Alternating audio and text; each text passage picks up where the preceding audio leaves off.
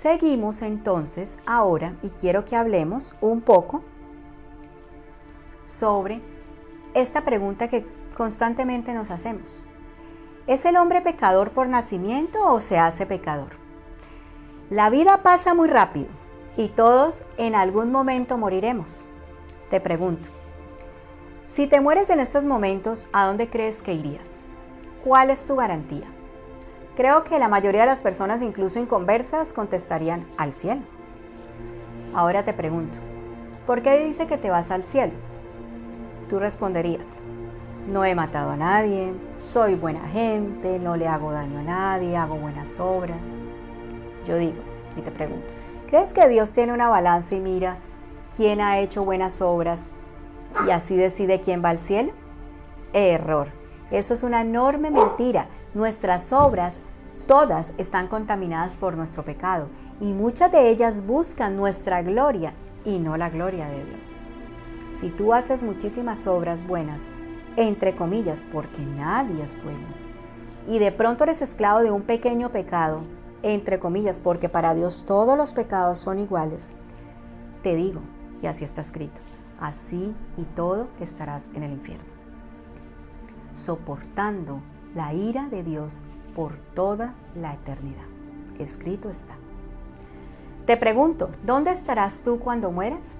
Mi deseo es que vayas al cielo y estés eternamente con el Señor, en la gloria.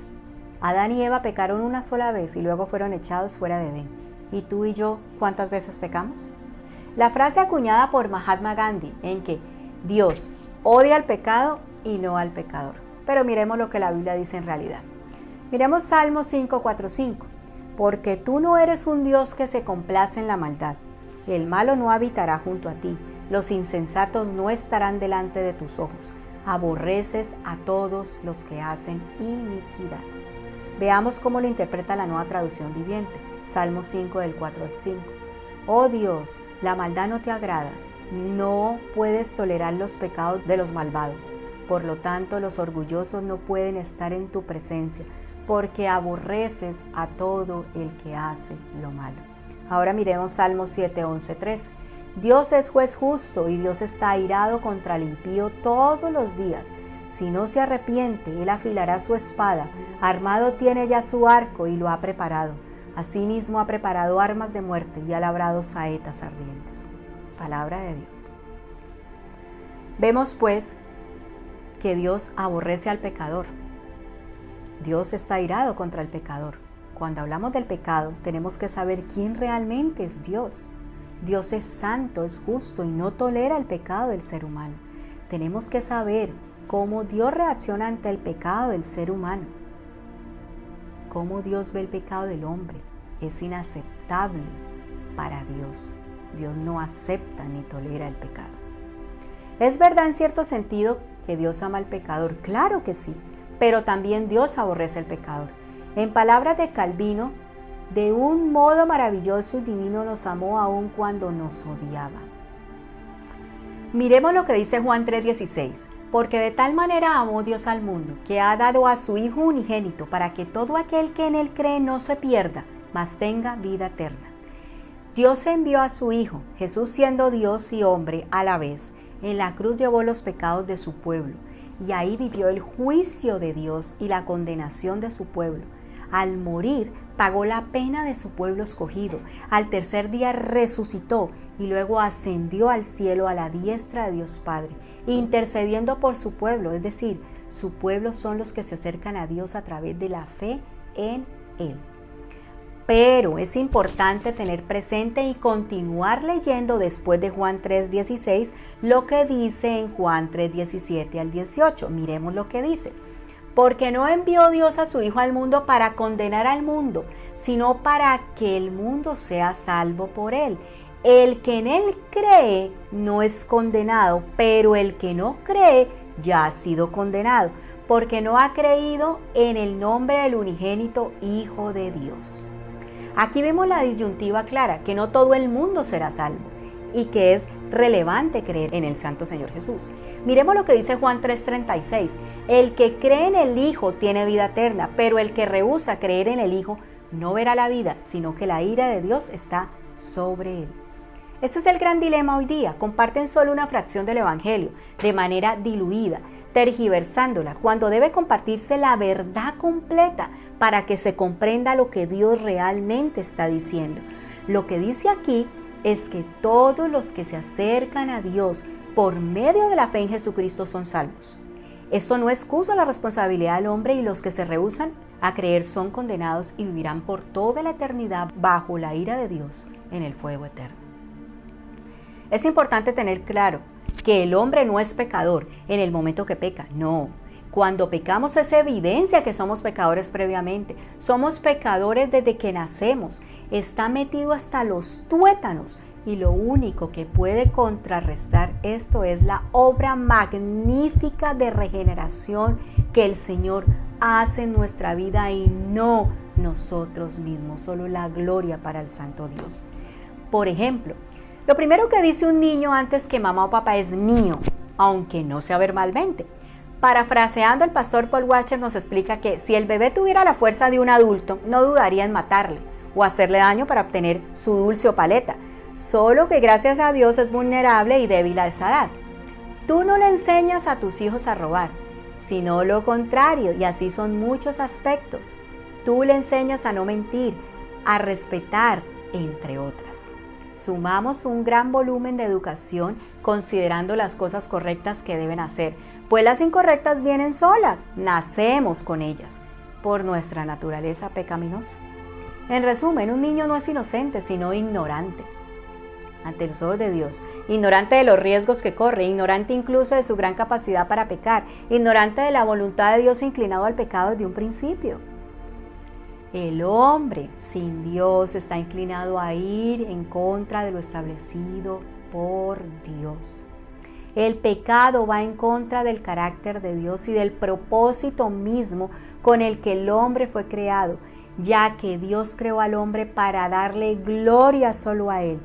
Vivimos para ser la imagen de Dios. El pecado está en directa oposición al carácter de Dios. Dios es santo, completamente santo. Santo, santo, santo, dice su palabra. Por esto el pecado es horrible para Dios. Tan detestable es el pecado para Dios que decidió mandar a su propio Hijo para dar solución al mayor problema irresoluble del hombre. Hablemos ahora de el libre albedrío y el pecado. ¿Qué nos dice la Biblia? Hoy día se habla mucho del libre albedrío, considerando que el hombre es libre completamente y puede acercarse a Dios cuando Él lo decida y recibirlo. Albedrío significa la capacidad que tiene el ser humano de elegir. El mito del libre albedrío se refiere a la voluntad humana. Charles Spurgeon, considerado el príncipe de los predicadores, mencionó: afirmamos que nadie quiere venir a Cristo a menos que sea traído. No lo afirmamos nosotros, sino que el mismo Cristo lo declara así. Y no queréis venir a mí para que tengáis vida, dice Juan 5:40. Y mientras ese no queréis venir permanezca en la Santa Escritura, nunca podremos ser convencidos de creer en ninguna doctrina de la libertad de la voluntad hombre. Es sorprendente cómo la gente, al abordar el tema del libre albedrío, habla de cosas sobre las que no entiende absolutamente nada. Bueno, dice alguien: yo creo que los hombres pueden ser salvos si quisieran. Mi querido amigo, esa no es para nada la pregunta. La pregunta es: ¿tienen los hombres la inclinación natural a someterse a las humillantes condiciones del Evangelio de Cristo? Declaramos, con base en la autoridad de la Biblia, que la voluntad humana está tan desesperadamente inclinada al mal, tan depravada, tan orientada a todo lo que es malo, tan opuesta a todo lo que es bueno, que sin la influencia poderosa, sobrenatural e irresistible del Espíritu Santo, ninguna voluntad de hombre podrá ser obligada a ir a Cristo. Estos versículos que leeremos nos demuestran que el hombre no es un ser autónomo, independiente y que puede hacer cuanto quiera, ni que puede libremente acercarse a Dios. Miremos Génesis 6:5. Y vio Jehová que la maldad de los hombres era mucha en la tierra, y que todo designio de los pensamientos del corazón de ellos era de continuo solamente el mal. Isaías 64:6-7. Si bien todos nosotros somos como suciedad y todas nuestras justicias como trapo de inmundicia, y caímos todos nosotros como la hoja y nuestras maldades nos llevaron como viento. Nadie hay que invoque tu nombre, que se despierte para apoyarse en ti, por lo cual escondiste de nosotros tu rostro y nos dejaste marchitar en poder de nuestras maldades. Miremos ahora lo que dice en Mateo 7, 17, 20. Así, todo buen árbol da buenos frutos, pero el árbol malo da frutos malos. No puede el buen árbol dar frutos malos, ni el árbol malo dar frutos buenos. Todo árbol que no da buen fruto es cortado y echado al fuego. Así que por sus frutos los conoceréis. Aquí en Mateo 7 vemos dos principios de cómo funciona el ser humano.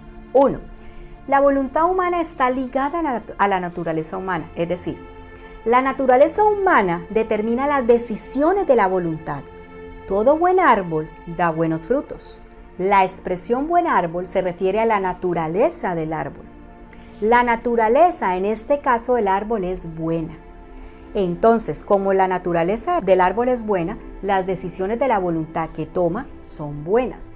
Pero el árbol malo da frutos malos. Si la naturaleza del árbol es mala, entonces las decisiones de la voluntad de ese árbol son malas.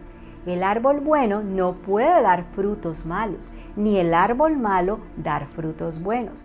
Vemos entonces la relación entre la naturaleza y la voluntad.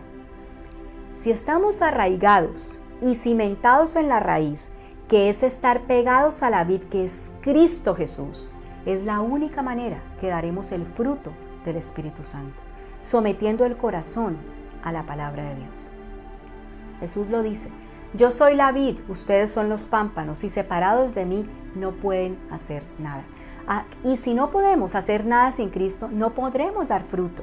El fruto del Espíritu Santo viene a hacer morir los deseos de la carne, pero solo es posible si tenemos comunión con el Espíritu Santo por medio de Él, a través de la palabra, que es la verdad, y la palabra renueva nuestra mente todo el tiempo. Es sembrar la semilla de la palabra de Dios en mi mente todos los días, para que esto obre en nuestro corazón y sea transformado conforme a la imagen de Jesucristo. Somos un árbol y el árbol se conoce por sus frutos. Nosotros somos un mal árbol que da malos frutos por nuestro pecado. Pero cuando venimos a Cristo en arrepentimiento y fe, la simiente cambia y ahora el Señor hace de nosotros un nuevo árbol para dar buenos frutos por la simiente que el Señor imparte en esa persona. Cuando la persona cree por medio de la fe, ocurre el nuevo nacimiento del creyente, cambiando el corazón de piedra por un corazón de carne. Así dice Ezequiel 11:19. Es decir, Dios pone un corazón sensible a su voluntad. 2. La voluntad humana no puede ir en contra de su naturaleza. ¿Puede el hombre decir lo que él quiere? Sí, pero dentro de su naturaleza. Es decir, por ejemplo, yo tengo libre albedrío de escoger la ropa que me voy a poner hoy, tengo libre albedrío de escoger qué carrera voy a seguir. La libertad del hombre está ligada a su naturaleza. ¿Qué significa? A lo que el hombre es. El hombre no puede elegir más allá de lo que él es. O sea, el hombre es un ser pecador, porque así es su naturaleza pecaminosa, inclinada siempre al pecado. Con el mito del libre albedrío, el hombre engañado se cree libre para hacer cuanto quiere. Nosotros somos criaturas dependientes de Dios. Dios nos ha puesto límites. Y Él, que es soberano, ha definido lo que yo soy y lo que yo seré. No yo mismo. No soy libre. Tengo libertad, responsabilidad dentro del marco de mi naturaleza. Así lo determinó Él, así lo determinó nuestro Señor, como se mencionó anteriormente. Este mito dice que la voluntad es neutral y que la voluntad puede tomar decisiones buenas a pesar de que la naturaleza es mala. Esto no enseña la Biblia. La Biblia enseña que la voluntad humana no puede decidir por sí misma. La voluntad no está libre, la voluntad está ligada a la naturaleza del ser. Si el ser es bueno, va a tomar decisiones buenas. Si el ser es malo, va a tomar decisiones malas. Miremoslo con Cristo. Cristo es el árbol bueno. ¿Puede Él tomar decisiones malas siendo un árbol bueno?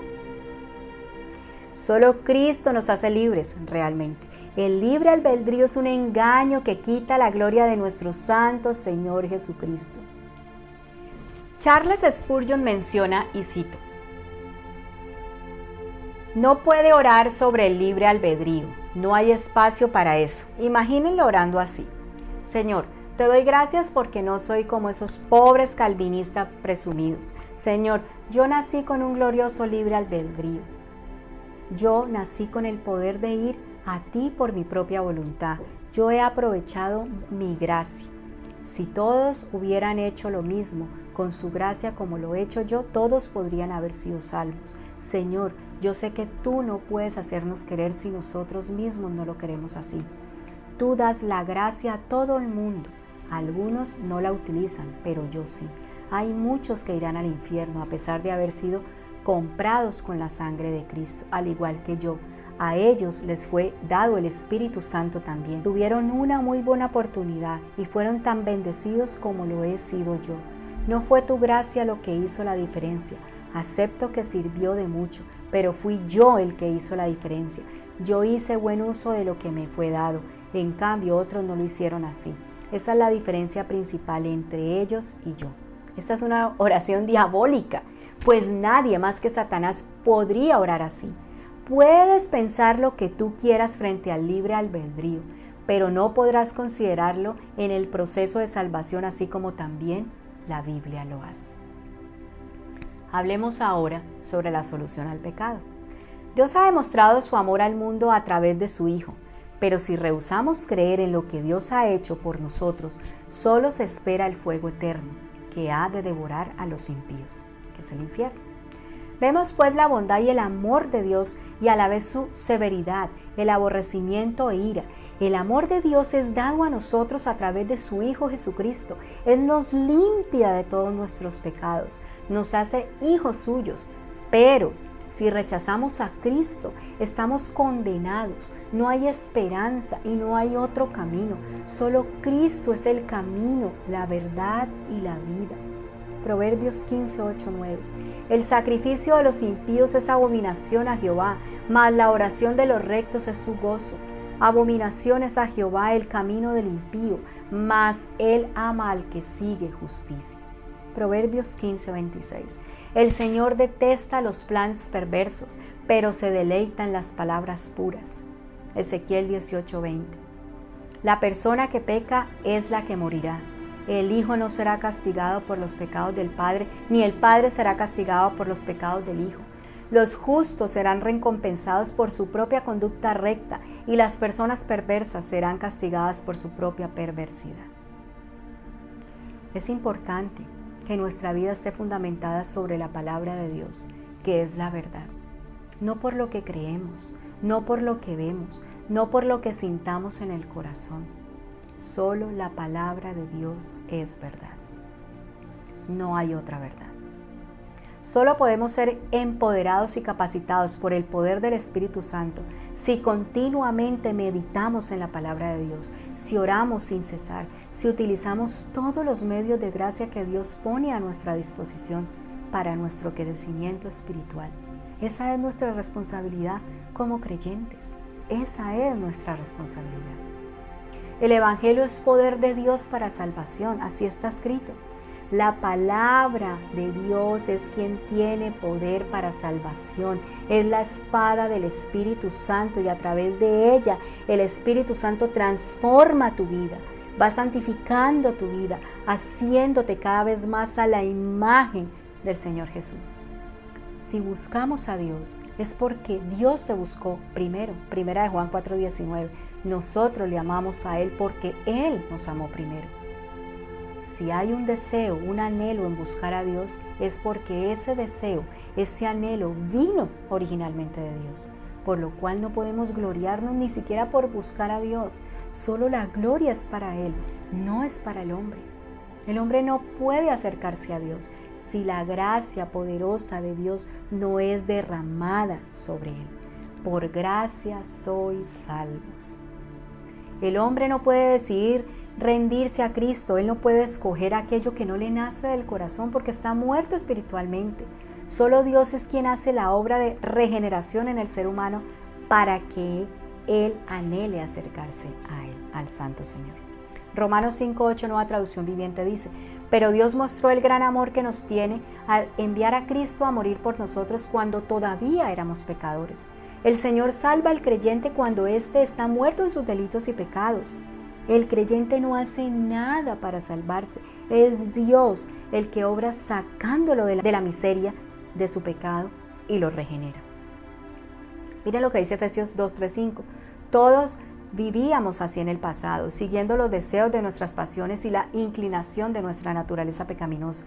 Por nuestra propia naturaleza éramos objeto del enojo de Dios, igual que todos los demás. Pero Dios es tan rico en misericordia y nos amó tanto que a pesar de que estábamos muertos a causa de nuestros pecados, nos dio vida cuando levantó a Cristo de los muertos. Es solo por la gracia de Dios que ustedes han sido salvos. Sin Cristo somos hijos de ira. La ira de Dios es el enojo violento y sin misericordia del Señor. Jesús es el único que nos hace aceptables ante Dios. A pesar de nuestras fallas, podemos ir al trono de gracia solo por causa de Cristo Jesús. Solo por la justicia de Cristo imputada en nosotros, recibida por fe, somos justos delante de los ojos de Dios. Solo por la unión con Cristo Jesús permanecemos siempre justos delante del Padre y tenemos paz para con Él. Solo por la vida perfecta y la obra completa de nuestro Señor Jesús, esa obra gloriosa y majestuosa de nuestro Santo Señor. A todos los seres humanos fue imputada la culpa de Adán y asimismo al creyente le es imputada la justicia de Cristo por creer en Él. Es decir, el Padre nos ve a través de su Hijo. Solo la gloria es para nuestro Santo Señor Jesús. En Hebreos 9:27, y de la manera que está establecido para los hombres que mueran una sola vez y después de esto el juicio. Fuera de Cristo no hay esperanza, no somos nada, no tenemos nada. Así tengamos todos los tesoros aquí en la tierra. Si no tenemos a Cristo, no tenemos nada. La Biblia nos enseña que para ser salvos debemos arrepentirnos realmente y a conciencia de nuestros pecados. Pidamos al Señor que nos conceda el don del arrepentimiento y el don de fe, y esto solo es producido por el pecador a través de la obra sobrenatural del Espíritu Santo, cuando el Evangelio es predicado correctamente. Ahora hablemos sobre el pecador en la fe. Pero, ¿cómo vencer esa disyuntiva entre el hombre condenado a un cuerpo inclinado al pecado que con la mente quiere servir a Cristo? El libro de Romanos aclara el panorama finalizando el capítulo 7 y a partir del 8. Esa persona que quede realmente en Cristo experimenta un cambio radical en su vida de 180 grados y empieza a anhelar constantemente vivir solo para Cristo. Empieza a aborrecer el pecado y a amar las cosas que Dios ama. Esto ocurre porque Dios transforma esa persona muerta espiritualmente, pone en él su espíritu, pone en él una mente que lo anhela, cambia sus convicciones, ya que detrás de las convicciones están sus emociones y su voluntad. El Señor no solo nos perdona, sino que nos ayuda para que tengamos el deseo y la voluntad de anhelar lo que es bueno delante de los ojos de Dios. Solo el Espíritu de Dios, al vivir dentro de esa persona, da el poder para vivir conforme a su voluntad y deleitarse todo el tiempo en Él. El creyente ya no disfruta pecar, porque la simiente de Dios permanece en él y no puede pecar porque es nacido de Dios, y esto se manifiesta en los hijos de Dios. Toda la obra de salvación solo es mérito completamente de Dios. Este nuevo hombre puede pecar. No lo desea, pero puede también no pecar, pues ya no es esclavo del pecado. Romanos 6, 14, 18 menciona: porque el pecado no se enseñorea de vosotros, pues no estáis bajo la ley, sino bajo la gracia. ¿Qué pues pecaremos porque no estamos bajo la ley, sino bajo la gracia? En ninguna manera.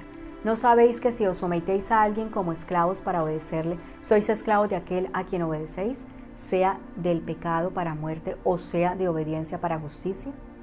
Pero gracias a Dios que aunque erais esclavos del pecado, habéis obedecido de corazón aquella forma de doctrina a la cual fuisteis entregados y libertados del pecado.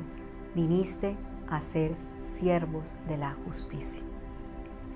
Es importante aclarar que el creyente no es que no peque, A pesar de que Jesús en la cruz quitó nuestros pecados, queda un remanente de pecado por nuestra naturaleza pecaminosa, con que nosotros nacemos. Pero la gran diferencia de la persona que ha rendido su vida al Señor es que cuando peca, le duele pecar, no se deleita en ello, porque el pecar ha ofendido a un Dios santo, santo, santo, y sabe que Dios no tolera el pecado. Las buenas obras de los hombres sin Cristo no son más que pecado. Te preguntarás por qué. Pues porque solo buscan su propia gloria y no la de Dios.